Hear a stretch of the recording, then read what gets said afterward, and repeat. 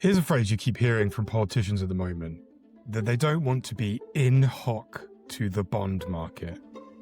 It sounds a bit technical, a bit kind of City of London, financial services, really easy to tune out.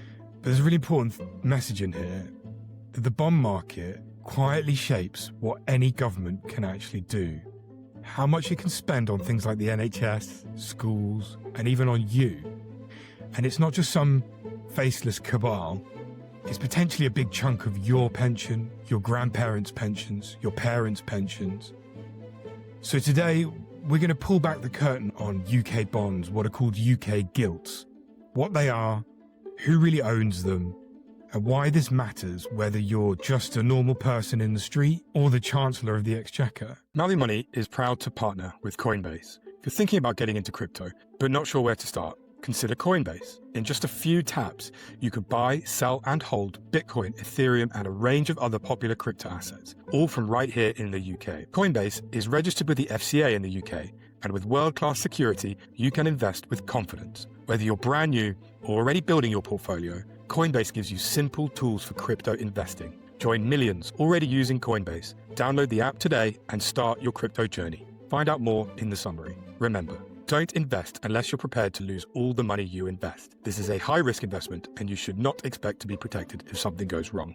This is not investment advice, and it is not a recommendation to buy or sell any particular digital asset. Let's get started. I'm joined, as ever, on the Mouthy Money podcast by my good co-host, Chris Chu, who's Head of Consumer Finance at communications consultancy MRM. Chris, hello. Hi, Ed. How you doing? Yes, very well, thank you. Today, as I said, we are looking at the bond market, and more specifically, we are looking at what are called UK gilts. Now, these are UK government debt instruments, bonds. So the government sells these bonds to the market, the bond market that we're all in hock to, and in return gets cash that it can then use to spend on stuff.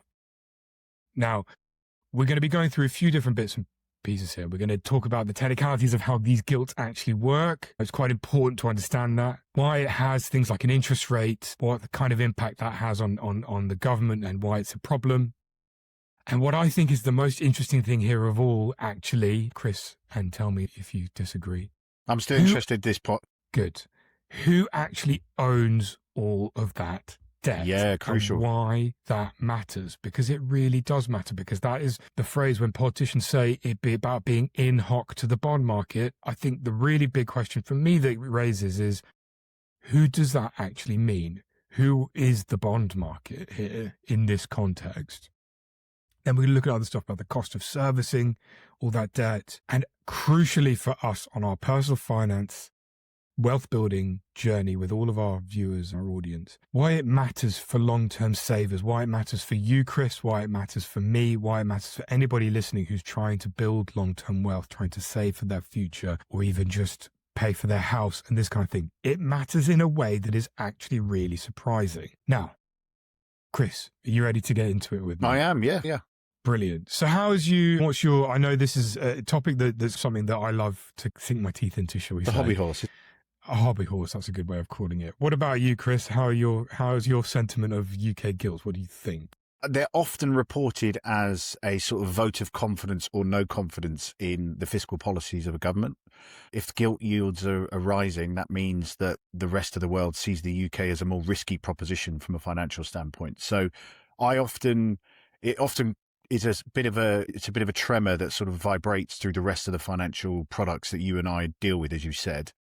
The other thing I've come across is that bonds tend to be, from an investment standpoint, less riskier than investing in equities or in companies or funds to then invest into companies.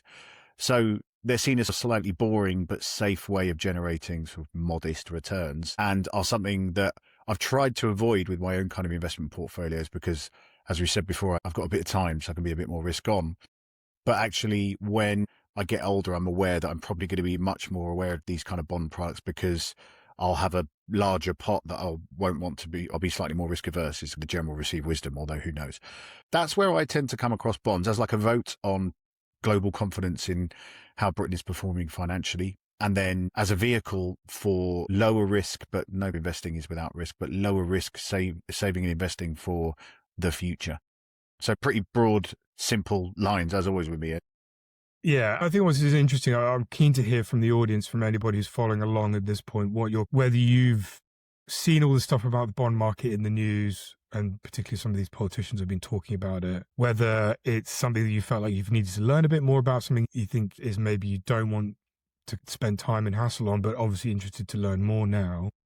And some of the relevance to your kind of personal finances of bonds and how it can affect you, because we're going to talk through all of this stuff, but keen to hear everybody's views on it. So please do let us know what you think. Now, Chris, I'm going to pull it back right to first principles now. What is a bond? And why does it matter? Actually, at its very basic level, it is not that complicated. It gets enormously complicated, but at its very basic level, a bond, when we talk about a UK government bond, we call it a gilt. That's just a specific historic name that is had. Is that where gilt-edged comes from, Ed? Yeah, it comes from like the gilt-edged paper, I think, is when you would literally physically buy a government bond and it would have gilt-edged paper that it would be presented to you on. Obviously, it's all done digitally now. I don't even know if you can buy a physical bond anymore. But all it basically is, say the government wants to borrow £100, and you have £100. It will say to you, okay, here's a bond in exchange for your £100, and I will pay you a rate of interest, what it calls a yield, on that £100 that you've lent me. And there's usually a time limit on it, so there might be like a 2-year bond or a 5-year bond or a 10-year bond. And at the end of that time limit, you get your £100 back notionally. And then in the time that you've basically sequestered your money with the government, you've been paid a rate of interest. So if it's 5%, you've been given kind of £5 a year over the course of 5 years or 10 years, whatever it might be. So basically, at the end of that, you end up with more money than you started with. The government was then able to use that £100 to do whatever it needed to do, invest in schools or hospitals, or as the case may be. Actually, the problem, and we're going to talk about this a bit more, is pay for things like everyday spending. So that's what a gilt is in a nutshell. It gets a lot more complicated because there is a market. We have the bond market, and basically what happens is the government will issue a gilt, but then that bond then gets sold around in a secondary market, and the value of that bond fluctuates depending on what the market thinks it's worth. And usually that relates back to what you mentioned there earlier in terms of confidence in the government's ability to pay it back. Because that's the major thing, isn't it, Ed? This is why these things are deemed to be safe, is because governments as a whole, if they're serious global economic players, will not default on that debt. You will get what they've said on the tin is the idea, right? It's safe. There's one really important reason why government bonds are deemed safer than, say, a company, because companies can issue bonds as well, and they tend to have to pay higher interest rates or yields on those bonds. And that is because a government has something that a company doesn't. A company, right, has to sell a product or a service, and customers may or may not buy that, and they may or may not earn income from that they can then pay bonds that they've taken out, the interest on those bonds. Governments have a monopoly on taxation, right? So the government has a tax base, and it can tax that tax base to pay its bonds back. And generally speaking, bondholders know, or the market knows, that the government has a tax base of a certain size, and then it will then make calculations against that based on how effective it thinks the government is at effectively taxing that tax base. And that's quite an important distinction, I think. Now, this is where things start to get a little bit murky, because when you buy and sell bonds, as I mentioned, the prices fluctuate. When the price of a bond goes down, the yield on it typically goes up. And that's because the bond price going down means that the market is judging that the government is more risky. The proposition of lending to the government is more risky. So it's charging a bigger premium on the interest on the yield. So that yield will go up inverse to the price of the bond. And that is the problem that we've been having in the past few years, essentially, is that the market has been demanding more interest out of the government because it sees the government as a more risky proposition in terms of primarily really less to do with the tax, because the government still rakes in tons of tax, but more to do with long-term spending commitments and how affordable those things are. And that comes down to things like triple lock, the cost of the NHS, cost of general welfare, all that kind of stuff. Investors are more nervous than they used to be about those kinds of issue. So this is the heart of the kind of the complaint that we get, particularly from left-wing politicians, about that phrase being in hock to the bond market. If investors get nervous i.e. there's too much borrowing from the government, inflation is too high because the government is spending too much money. They demand higher yields. That raises the cost of borrowing. It eats additional tax budget. It makes things more difficult from the government. Now, from a kind of a pure market perspective, an economist would tell you that is the bond market effectively enforcing discipline on the government spending for a reason, right? And this is where these politicians rail against it, is the bond market has too much power over what we can and cannot do with our money and how we spend it. And I think that's an interesting criticism. Yeah, let's put a bit of a left wing put things to that. And I'm sympathetic to this idea. Here we go. Yeah. International. Can you strike up the International for me? No, there's a point there. Who are these faceless cabal of bond market who are deciding what discipline is when this government's been democratically elected to fulfill on policies that it wants to deliver? You can understand the frustration. It's like, why are these handcuffs being placed upon us?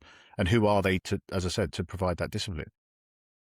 I live in the real world, so I understand that this applies to the entire global system that we've created. And so it's a quirk of what we do and therefore needs to be considered. And we'll come on to who sits on the other side of that debt, which is actually quite interesting when you dig down into it. It isn't a faceless cabal, it's different people. I think I understand that frustration. I do, because if you've got a big plan that you think is going to deliver national renewal or better lives for the people who live in your country and that you've been democratically elected to do, who are these people who have not been democratically elected to do so to discipline you?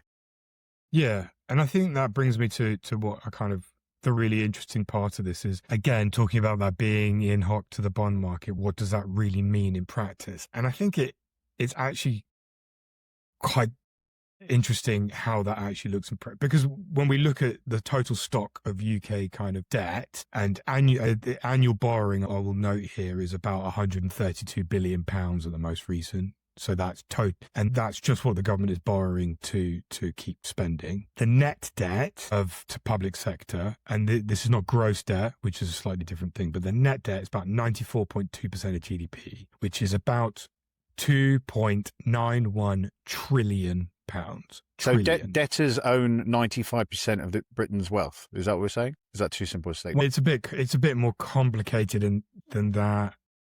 But yes, basically the amount of debt we have is only a little bit less than the total size of the annual output of the whole economy, basically. That's historically really high. It hasn't really been that high since probably the 1960s.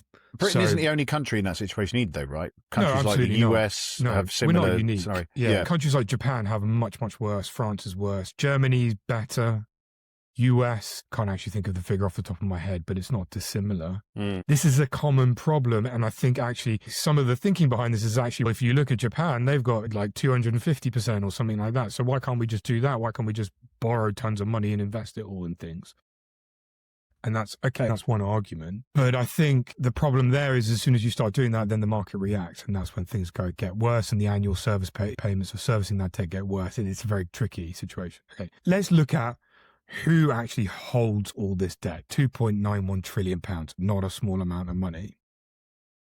Now, what's really interesting here is I wouldn't say there's one kind of cohort that overwhelmingly holds the majority of it. It's split somewhat evenly between a few different groups. Now, I'll go through, and I will caveat to anybody watching that these numbers I'm not going to give wholly precise numbers here because they fluctuate a lot. There's lots of different sources on this, but these are for a rough idea of who's holding what. Now, the first one is the Bank of England. Now, the Bank of England holds quite a lot of government debt because various reasons that are historic. There's also stuff around QE. The holdings actually were higher until quite recently when they started selling some of the bonds. QE being quantitative easing. Quantitative easing, apologies. So the Bank of England holds anywhere between 19 and 24%, depending on what source you look at. So between a fifth and a quarter. Now, another big holder are banks, building societies, financial institutions, so investment managers, fund managers, asset managers, that kind of thing. They hold around 23% of it. Are they investing on behalf of customers or themselves? The financial institutions like fund managers, yes. But the bigger of that cohort will be banks who are simply holding UK gilts on their balance sheets as a form of kind of collateral. So they will hold it as an asset that will grow over time versus inflation. And they will buy and sell it based on their kind of cash needs that they might need. Maybe it's just say they want to do more mortgages, so they might have to get more cash that they can then lend out more and that kind of thing. It's just assets that they hold on to. And actually, typically, the levels of that in the UK is lower than some kind of international peer groups. It's higher than it used to be as well, though, because the high liquidity requirements for banks these days, and they post-financial crisis, that kind of. Yeah, because that was an issue, wasn't it? They didn't have enough cash on the balance sheet to meet their liabilities. So the regulator has made sure that they do. And that's part of the reason why they hold these bonds. Yeah. Okay. Now, those first two cohorts are slightly boring, I will admit. There's not that much. The Bank of England holds it. I mean, it is what it is. Not really. And the Bank of England is not in these kind of vigilante bond holders that we hear about who are causing trouble, because they just sit on loads of it, although they have been selling down their stock. And that probably hasn't helped in the past few years, the issue that we now have in terms of high debt payments, because they've been selling into a seller's market. So that's not great. But that's probably a topic for a different podcast entirely. The two cohorts that are perhaps most interesting in terms of who holds the bonds are, firstly, international investors. Now, this is the single largest group of holders. They hold around 32% of UK gilts. So effectively a third. Now, this historically used to be quite a lot lower. They used to be closer down to a fifth. So this is quite high. Now, this is probably comes closest to that criticism of being in hock to the bond market, probably comes as close as possible to here, to these overseas investors as being the problem. So these aren't people flying around in private jets, right? It's very hard to say who these people are. They could be people flying around in private jets, but actually, it's probably international pension funds. Funds, yeah. Canadian pension funds and American pension funds. The Norwegian one's particularly big, isn't it? Loads of different. This is the thing that I think one of the things that frustrates me when we talk about these kind of issues is these bond market, and you think of the monopoly man with his top hat and monocle and a cane. Really like that. It doesn't really. Yes, there are rich people holding this stuff. Actually, frankly, rich people are probably holding weirder stuff than bonds. Realistically, speculating, much more speculative in terms of their portfolios than good old bonds. Bonds will form a part of it. I don't know. That's what I find frustrating in this discussion. Now, this leaves around another quarter to maybe a fifth of the market left. And guess who holds all of them, Chris? It's not you, is it, Ed? It's not actually me personally. I don't have any bonds in my portfolio because I don't like them, because I'm too young to be holding bonds in my portfolio. Same as I said earlier. Risk on. However, there are lots, and most of the rest of that, so 23% is basically a mixture of pensioners in Britain who are holding it as part of their retirement portfolios, and actually quite a lot of workers, of people of working age, particularly if you have a pension fund that is just sat in the default fund. So you could be 25 years old. If you're sat in the default fund, you're probably holding some UK gilt by accident, frankly. This is one of the reasons I don't like a default fund. Again, that's another podcast, but they're not going to generate the returns I think I need to get a comfortable retirement, so I'm more risk on with my investments. But I've seen that when I've gone into those, and loads of these are gilt-edged bonds kind of thing. UK bonds, you're like, I think I want to transfer out of that. But it makes sense. And so it's people like us is what you're saying, Ed. People just saving our contributions. So this is the really critical element here now, Chris, is when we talk about being in hock to the bond market, this is what we mean. A mixture of a few different things that are quite difficult to unpick. Now, when we say that we want to be less dependent on the bond market, there are potentially a few ways of achieving that. The first, which is the most brutal, is, stop taking on so much debt. All we need is to keep the lights on. That's what you're saying at the top. Meet our liabilities. Basically, we can't even fund day-to-day spending without using it. It's pretty unrealistic unless you've got an extremely radical, austerity-driven government that slashed spending by a massive amount. It's just not practical. But if you do cut spending, the bond market tends to like that and tends to lower your cost of borrowing. So there is that as well. You don't have to be radical and get rid of it completely, but if you show restraint, then the bond market does also reward that. The discipline you were talking about. There is another way of looking at it, though, and obviously we talked about the overseas investors being the single biggest group, and actually it's probably higher than it used to be in the past. So the phrase that gets knocked around here is we're relying on the kindness of strangers, basically. We have to use foreigners to fund our living costs as a country. So if those foreign cash holders don't like what we're doing, they punish us for it, and we effectively have no recourse to do anything about that. There is a way of doing that, and this is again another hobby horse that I've talked about in the past. Any long-time followers might remember me talking about this, is essentially getting changing the structure of it so that you have less overseas investors and more local investors who are essentially forced to hold your bonds. To buy into UK PLC, as it were. Yeah, and this is something that we used to do, which is called financial repression. So that is basically where you force local pensioners, UK-based investors to hold more of your debt. And this is done, A, for that kind of, we can push people around here a little bit more. And also we don't then have to rely on foreigners, the kindness of strangers, phrase again.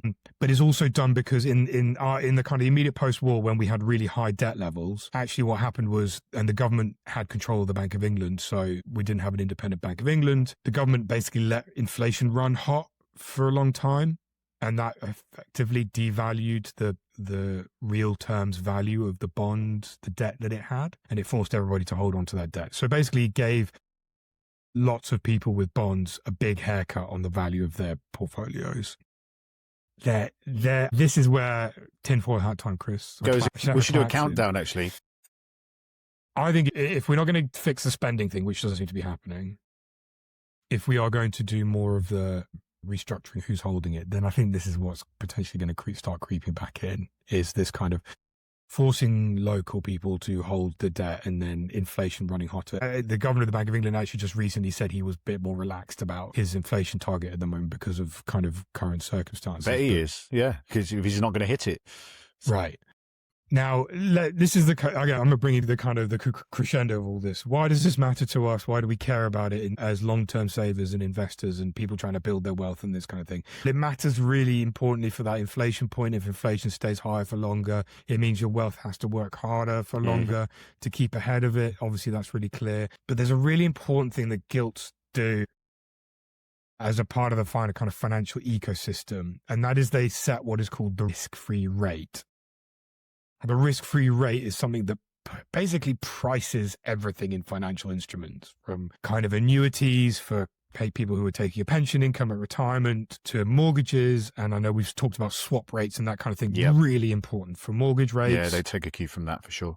Savings rates too, so that's cash savings rates. And then also by extension, things like the value of the UK stock market and that kind of thing takes a lead. Basically, it sets a really important baseline that a lot of the rest of the UK's financial system and more broadly bases a lot of its pricing off. So that matters for our long-term saving and investing. So as we saw with the kind of mini budget in 2022, the political choices that we make have a big impact on the bond market, the gilt market, and therefore everything else from mortgages to savings to pensions.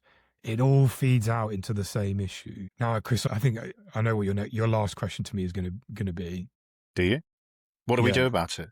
What do we do about it? There's not really a lot you can do about it. Brilliant.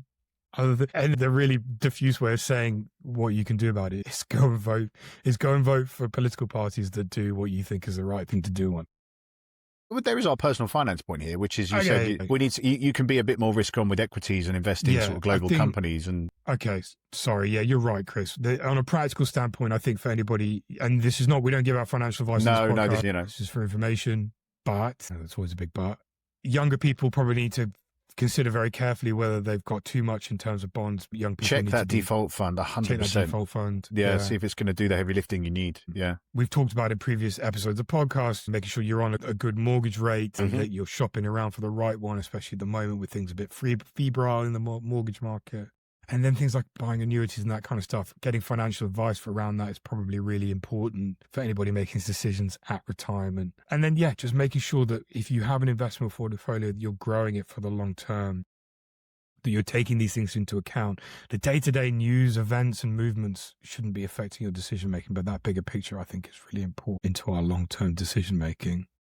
So that's it. I think that's our merry little ride through the gilt market, Chris. There we go. I feel better prepared now. I do. Yeah, I'm reassured by the fact that I've been doing things that I think work well for my scenario quite well. Just, the political power of those the people on the other side of that debt, inadvertent political power is quite an interesting contradiction in terms of how much say they have on what happens and all that kind of thing. And how do you unwind that? It seems virtually impossible from where I'm sat at the moment, other than, like you say, trying to reduce the debt and doing these kind of other things. So from a personal standpoint, happy with where I'm at with it and aware of how it works and understand how it knocks onto all the other financial products, and therefore nothing comes as a surprise and I'm able to stick to a plan.